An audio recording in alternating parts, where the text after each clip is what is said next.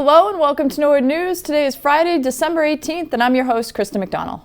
As a Mustang, it's music to your ears when you hear Norwood beats Walpole. In the past, it was sports, but this time we won the burger battle. Norwood's own Lewis's was crowned Taste of Massachusetts Burger of the Year. They made it through many rounds, beating restaurants from around the state, and finally topping Walpole's own Tessie's in the championship. The Lewis burger has been a staple in the food scene here in Norwood for many years, but all of Lewis's burgers were represented as the best Massachusetts has to offer. Congratulations to Joe and the entire Lewis's team for representing Norwood so well. The Skating Club of Boston opened its doors in September and recently debuted a tribute to Norwood High School hockey. NCM reporter Brian Boudreau filed this report from Rink 3. As you drive by the Skating Club of Boston on University Ave, you'll notice the impressive facility, but even more impressive is the interior. The club has established partnerships with the town of Norwood, Norwood Community Media, and Norwood High Hockey, and has recently debuted a mural celebrating the history of Norwood High Hockey. For President and CEO Doug Zegheib, a partnership has been in the works since the beginning, and this mural is the ultimate tribute to the home of the Norwood Mustangs. So the Skating Club of Boston partnership with Norwood High School and really with Norwood Community Media started early in the project, shortly after we bought the land here. And the idea was to develop a community partnership. And we really wanted to be able to see Norwood High School and the Mustangs have a home here at the club. And so we've done a number of things that we've worked together on. One is we've got the Mustangs logo in the ice of the East Rink. Pretty excited about that. The home of the Norwood Mustangs is proudly displayed on the scoreboard for the East Rink. And then behind me and over my shoulder, we have a full history of the Norwood Mustangs portrayed in pictures through the decades, really celebrating the team and players and all they've accomplished through the decades. This project was the result of multiple companies and individuals working together to design and create the mural, which uses historic images from the T-Art yearbook. Many hockey players are still in town and contributing to the community. Jason Barth, project manager for Poblocki Sign, explains the process. Our role is to take the design intent graphics from LLM Design, produce shop drawings and samples in order to produce these wall graphics that are getting installed today. So our role is really just to produce the graphics the way that the designer intended them to be. It's really exciting to be working on a project that celebrates the history of the Norwood Mustangs hockey program, and it's really exciting to be part of them having a permanent home here at this new awesome facility. Jack Tolman from Norwood Public Schools and NCM was the contact from the high school and was involved from the beginning of the project. I became involved in the high school mural project early on at a meeting that happened up at Norwood High School with Doug Zegheib, John Jepson from the skating club, as well as the athletic director John Longley and the hockey coaches Chuck Allen and Tim Cosgrim.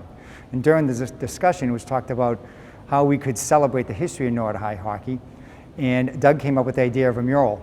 And what you see here is the result of a lot of work with Jocelyn Lebrecq from LLM Design, who I collaborated with to make sure that we highlighted the years that they had Bay State League championships, as well as the years that they had Hall of Fame members and the state championship of '72, the first year of girls hockey. And the end result was about 40 years of Norwood High hockey in the past 60 years, leading up to last year's year. It's a little bit like the Cooperstown of Norwood High hockey, and this is going to continue to grow. It is my hope that if you come here to the Skating Club of Boston and stop by the mural, that there's a chance that you might see yourself, see a friend, see a sibling, and go back in time and enjoy the glory days. Zegheib believes that this is just the beginning of the club's commitment to the town of Norwood and looks forward to the future. So we're hoping that the town and town members coming to watch Norwood Mustang hockey, they're going to feel proud. They're going to feel proud that the team has a home here in Norwood, a home at the club, and that we're proudly part of that now. And we don't expect the story of Norwood High School and the Mustangs to end here. We've got more walls, more space to tell what's coming next, and we'll be proud to do it.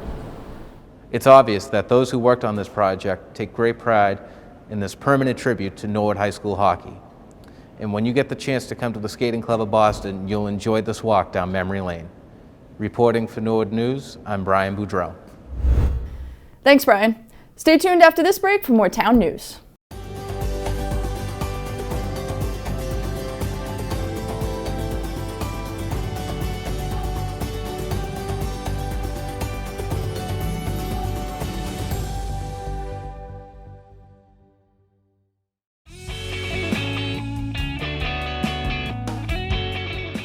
Did you know Norwood Community Media offers podcast episodes of your favorite community and government content? NCM is also proud to host 2 independent podcast producers. The Impaction podcast, hosted by Aubrey Seall, focusing on substance use prevention and wellness. And Today in Space, hosted by Alex Orfanos, exploring topics beyond our atmosphere. To find these and more, search for Norwood Community Media on iTunes and Podbean.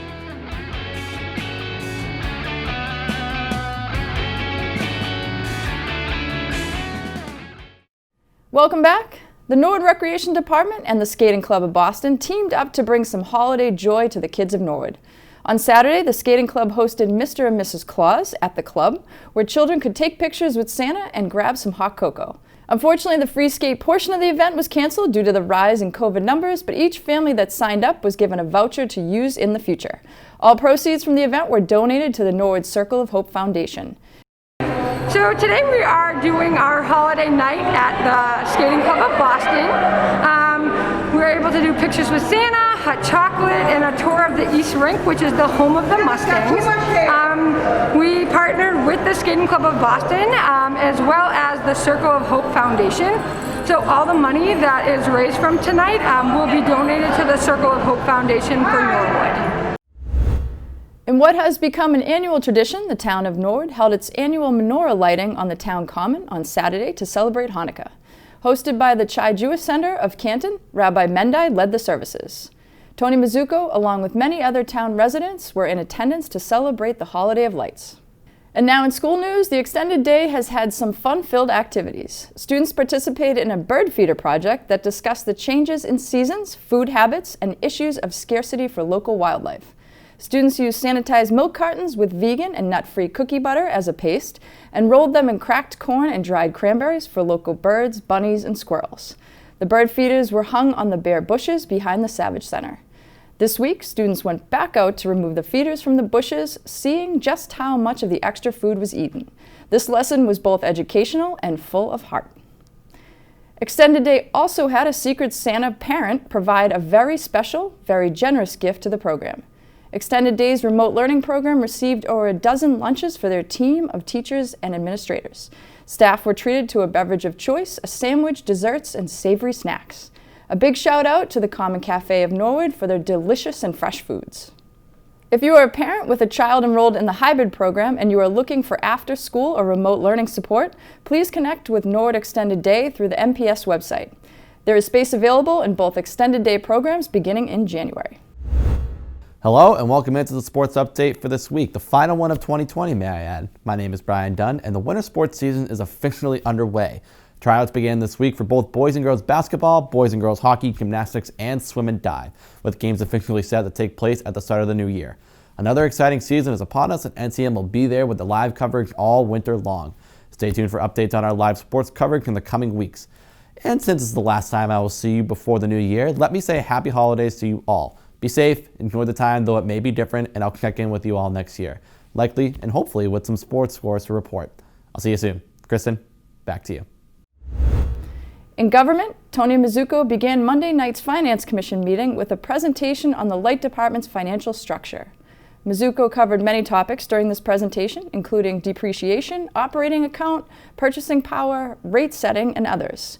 Following the Light Department presentation, Peter Frazier and Lisa Driscoll of Hilltop Securities presented a lengthy presentation to the board about the town's credit rating. To end the meeting, Russ McGuire, Airport Manager, provided an Airport FY20 financial update. The next Finance Commission meeting will be after the new year. Tuesday was a very busy day in town government with 4 meetings. The Board of Health met in the morning with a busy agenda. Stacey Lane gave an update on where you can get the flu vaccine in town. Lane also reminds her community that it is required to have the flu vaccine by December 31st in order to attend school or daycare. Board member Carolyn Riccardi also notified the board that Old Colonial Cafe owner Paul Angelo will be closing indoor dining and will only be open for takeout until hopefully January 2021, when he hopes to open his doors again to the public. With COVID numbers rising, we do see light at the end of the tunnel. Sigal Reese explains the vaccination process and how it will be administered. Then just want to end with some light at the end of the tunnel. Vaccine. This was yesterday. I think the first Massachusetts residents got their official vaccines that weren't part of the trial.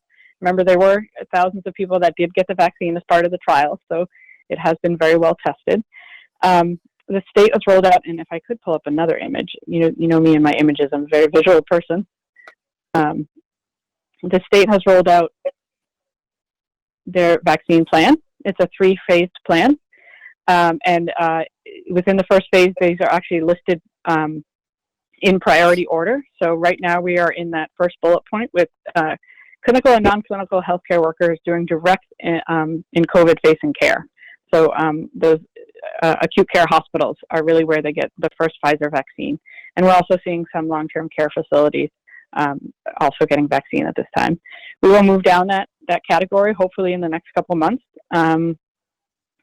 At this point, we don't know when local health will be involved in the vaccination effort. We do think we will at some point, definitely in phase 3, but maybe even sooner. We have drilled and planned for many years to vaccinate our first responder partners. So we hope that we will have an opportunity to put those plans into work. And especially with the Moderna vaccine, the Pfizer vaccine, because of its storage limitations in the sub-zero or ultra-cold temperatures, does present problems when you're talking about administering the vaccine in a community. But the Moderna vaccine is freezer temperatures, which we have the capacity to handle here. We have vaccine freezers and have the ability to do that. So hopefully this week, if the Moderna vaccine also gets emergency use authorization, that will start to roll out the end of this week, beginning of next week. And the trucks will start rolling on that vaccine too. And then we'll see additional doses come into the state. At this point, the state will get about 300,000 doses by the end of the month, they're estimating, the combination of both the Pfizer and Moderna vaccine. And that will continue with the phase 1 vaccinations probably through February, March. We will hopefully enter into phase 2, where that will expand the population a lot as far as who can get the vaccine, as the vaccine availability increases. You'll see sort of the essential workers category in the second bullet of phase 2, which includes teachers, a lot of public works and public health officials, sanitation, food, agriculture, all those industries that really allow our economy to keep moving are in phase 2. And then when we get, hopefully in the spring and through the summer, we'll be working on phase 3 to get the rest of the population vaccinated. The Board of Health will meet again after the new year. The Trails Advisory Committee met to recap some events before the new year. The meeting started with an update on some popular trails around Norwood and some upkeep, including good reports regarding the Hennessy Field Trail and the Fenwick Trail. Joe Greeley also discussed the idea of potentially adopting a QR code program for the Norwood trails, similar to the construction of the library's QR garden program. Kate Smith also presented a spreadsheet detailing the board's plans to reach out to the Norwood PTA to spread the word of the Trails Committee. The Trails Advisory Committee will meet again following the new year. The Zoning Board of Appeals met with 2 hearings on their agenda. First was a continued hearing from December 1st regarding open lot storage on Everett Street. There was some discussion on whether the case should be heard by the Zoning Board or the Planning Board. The ZBA eventually came to the conclusion that the hearing should be brought before the Planning Board. The applicant then filed a withdrawal without prejudices. The second hearing of the night was the ongoing gravel operation on University Ave. Representatives from both parties spoke about the non-permitted work that was being done. After a lengthy discussion from members of the board, they decided it was best to continue the hearing until the next meeting. This would give the board members time to review all the material and make a proper motion. The next ZBA meeting will be on January 5th. At the Selectmen meeting, Chairman Plasko had some good news. All applicants that applied for the Bach Fund were awarded. The board also held a public hearing with representatives of National Grid and DPW Director Mark Ryan. National Grid will be installing a new gas line under the intersection of Railroad Ave and Central Street. The work was approved with the condition that National Grid would pave the street after the installation. The board was also introduced to new Library Director Clayton Cheever. Cheever will be taking over after Charlotte Kennelly's retirement in January. The Selectmen will not be meeting again until after the new year on January 5th. The Airport Commission met briefly on Wednesday afternoon to approve lease agreements. The board unanimously approved the West Apron lease and DC-3 apron lease for Boston Executive Helicopters. The Airport Commission will meet again after the new year. The school committee met Wednesday evening with a number of appearances. Alan Slater of the Middle School Building Committee appeared with Compass and AI3 to provide an update on the middle school building project. Dr. Galligan and John Longley gave an update on the winter athletics season, and Segal Reese provided the latest public health update. Other business included budget transfers and budget timelines from Ms. Sheridan, and an MOU update from the Health Department and Unit B contracts. The school committee plans to meet again following the new year. Wednesday night, the Conservation Commission met and began with a public hearing regarding a single-family home in the buffer zone of a bordering vegetated wetland. Following the hearing, the Commission discussed current and expired order of conditions regarding the confirmation of wetland resources area boundaries at 83 Morse Street. To end the meeting, reported and ongoing violations were discussed. The next meeting will be after the new year. For complete government coverage, tune into the NCM Government Channel or watch it on demand at norwoodcommunitymedia.org. Stay tuned after this break for more town news.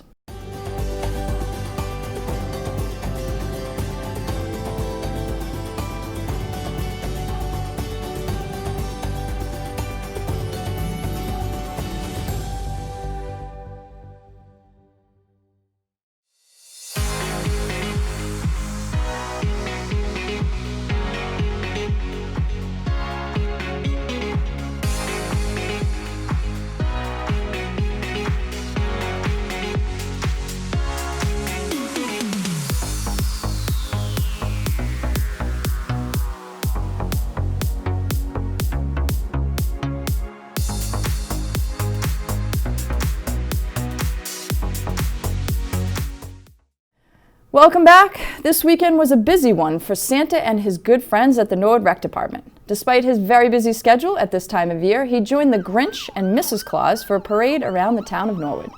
Many families waited anxiously on the streets of Norwood to catch a glimpse of Santa. Santa, Mrs. Claus, and the Grinch all kept a very safe distance from the families, but made sure to wave hello as they passed. The police safely led the way as the Grinch rode in the fire truck and Santa and Mrs. Claus waved from the Pathfinder tree truck. Due to the high number of COVID cases here in Norwood, the Norwood Police Department is canceling its Winter Wonderland event. They are still accepting donations of gift cards for families in need. If you are interested in giving back during this time, please drop off a gift card to the lobby of the police department. Well, that's all for Norwood News. To stay up to date with Norwood Community Media, follow us on Facebook, Twitter, and Instagram. As always, thank you so much for watching. Have a great holiday season.